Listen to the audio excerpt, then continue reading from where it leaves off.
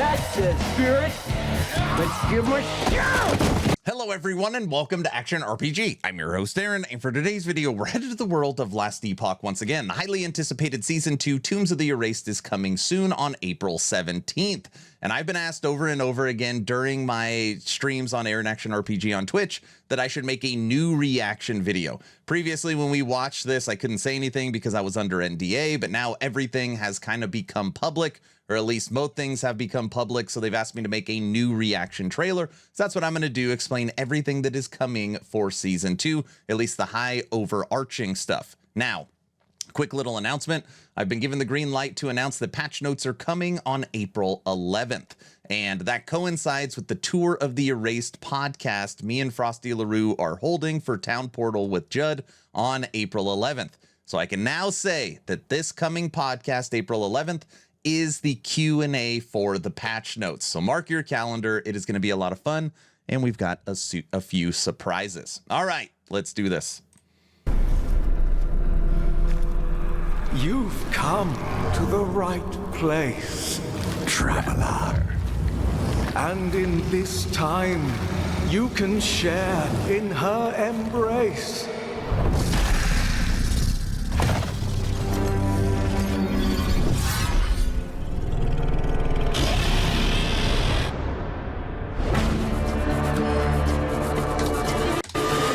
No, gosh, I already messed up. Go back.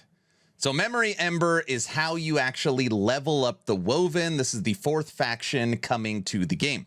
And in here, it's going to have multiple ranks for leveling up your kind of new Atlas. They call it the Weaver Tree. And these Memory Embers, when you kill enemies, they just drop these little crystals and they just like auto-absorb into you, so you don't actually have to click on them. And this new Weaver faction tree is ridiculous. I try to compare it to like a PoE2 Atlas, but much, much better. You're going to be able to totally curtail your endgame how you want. You're going to be able to imprint items to have a better chance of dropping them. You could lean into arenas. You could remove arenas. You can get dungeon and boss drops just from killing regular enemies. You can get more nemesis. You can get more exiled mages. Like, there is so many different options on here, and it is a very big tree. Mike even talked about it on Friday's stream, where it's big enough where you have to scroll to see it all, and you're going to be able to get a little less than half of it with all of your points.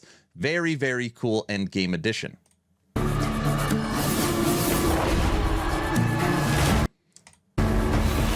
Tombs of the Erased. So Tombs and Cemeteries are coming to Last Epoch. This is EHG's first attempt at true procedural generation. Mike also said that adding Tombs and Cemeteries to the endgame is going to make your echoes almost 3 times longer if you choose to go into these side zones, which you are definitely going to want to. So echoes are going to be longer and you get procedural generation, which is very, very cool.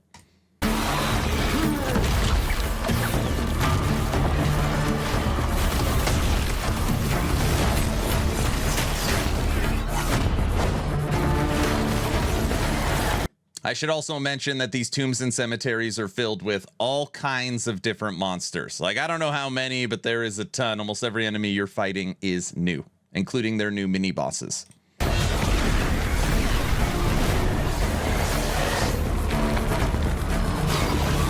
Ooh, I like to show this off as well. We looked at this on stream. They're also adding some new shaders, new dynamic lighting, new effects to just make the game really pop. And they kind of quickly show this off with these torches that go off when you are running up the stairs. Watch this.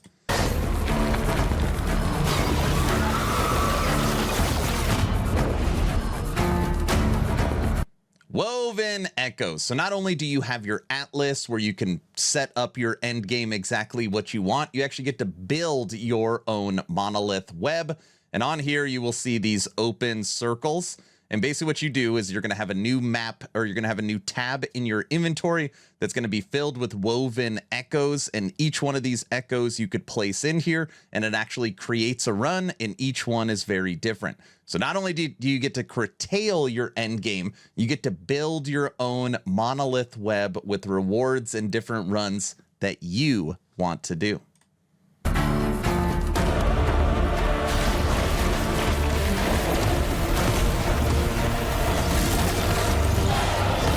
Self-explanatory, all new bosses, and in a little bit you will see the new Uber Aberoth, which will be the new top challenge.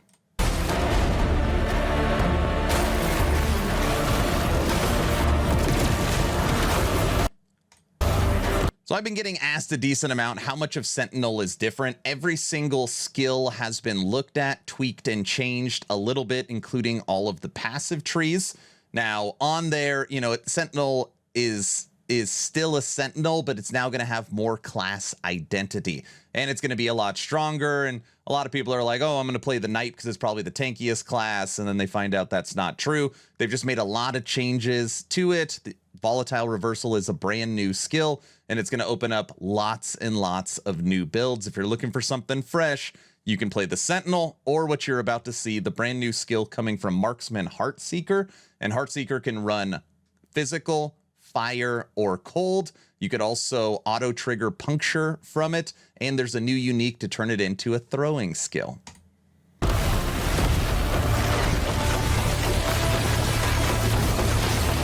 By the way, Heartseeker is going to be the fan favorite, I think, for the entire season. Almost every content creator I've seen has been saying they're going to run Heartseeker. I already have a level 90 Heartseeker. It's a lot of fun, but that's not what we are playing Season 2.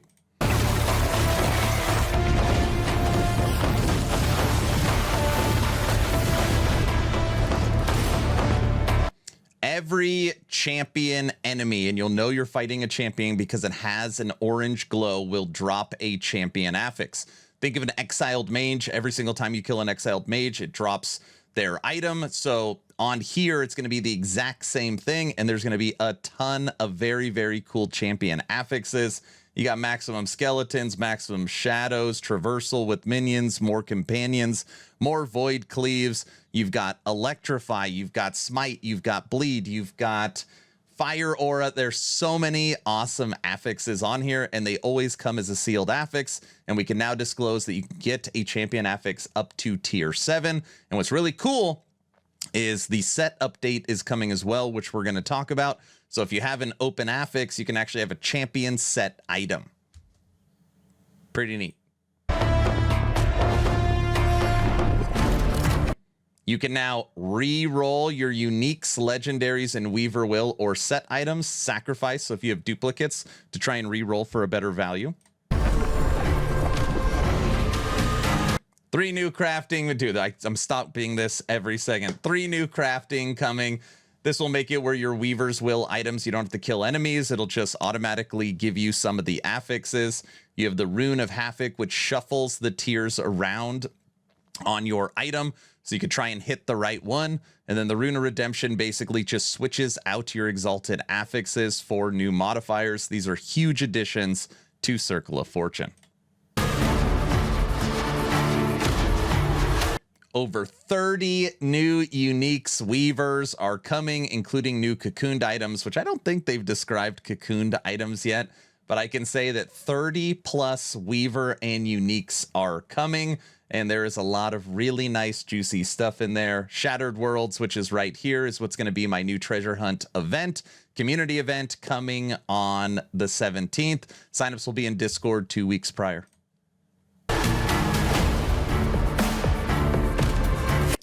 This is the most controversial of all the updates. You'll now be able to respec your mastery.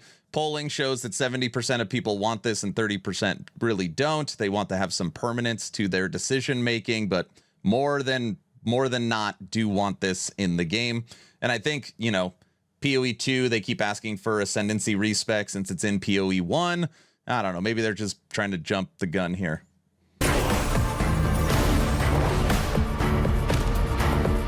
All right, the most asked question, because it's also the most confusing, the Forge of Shattering. Now, what this is going to do, and I said this during stream yesterday, in my opinion, EHG has created the best set function of any action RPG in the history of the genre. You can now create your own sets. It is unbelievable. And when you go to the Forge of Shattering, you put in the set items and you hit Shatter. And then it spits out your shard. They're reforged shards. And the way it works, it's really hard to like explain it without being logged into the game. EHG has selected 2 affixes from every set item, not set bonuses, just 2 affixes. And if you take one of those affixes and you craft it onto, let's say, a pair of boots, that pair of boots is no longer purple, no longer yellow. It is now green. And since it has the Reforged shard on it, it now inherits the set bonus. So you could build out your own sets. Has to be same class, has to be same item, but you don't have to use, you know, the crappy bases anymore. Very, very cool.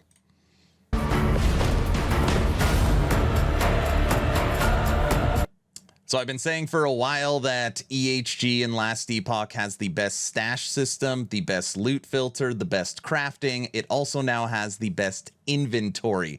So you'll have your items tab, key tab, and woven echoes tab.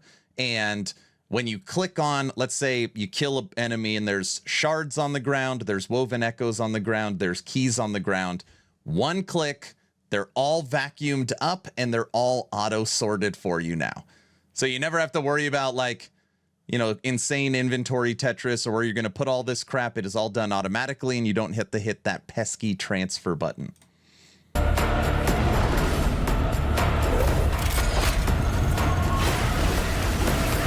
Let's go back for dungeons. You now no longer have to run the dungeon if you do not want to. There's going to be 2 different portal charms. One has been announced. This portal charm allows you to jump immediately to the boss to try and get that loot. The other portal charm has not been shown yet. I'm guessing this will be on Talkative Try's podcast. If not, I'll put it on mine. But there's going to be 2 different options for your dungeon runs. All right, let's talk about WASD beta support. Now, WASD, like, they put beta in here for a specific reason. Obviously, this is the #1 most requested feature because of the popularity of Path of Exile 2. And I just say, like, really go with grace. This is not going to play and feel like PoE 2's, you know, $100 million WASD. But EHG wants you to know they are listening to your feedback. They're implementing it. It's going to get better for people that love WASD. It totally functions and works well. It's just obviously not at the scale of Path of Exile 2. So just be happy that it's in there and know that it's going to get better.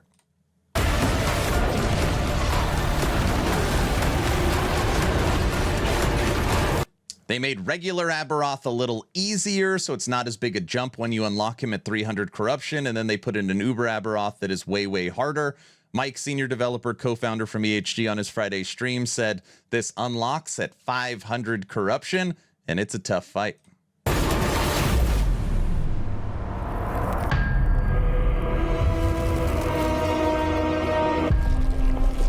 Rejoice, traveler. We've prepared a silken tomb for you, woven with golden strands, that even you cannot break. Join us, traveler.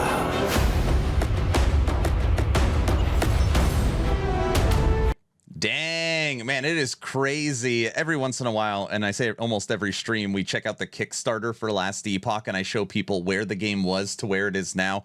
Unbelievable. Awesome trailer from EHG. It's almost at 3 million views on YouTube, currently sitting at 2.9 million views. So that's the breakdown. Obviously, very high overarching info on Season 2 Tombs of the Erased. There's tons and tons of information and balance and the breakdown of all the new items and lots of stuff coming that we will go over in the patch notes, and Talkative Try will go over in his itemization breakdown on the 8th, I believe is his. So it should be really, really good. If you have any questions, join the Discord. I answer questions directly. You can put it in the comment section, or you can come by Aaron Action RPG on Twitch. I'm live playing Last Epoch every single day with the exception of Saturday. So hopefully you were entertained. Hopefully you learned something on this.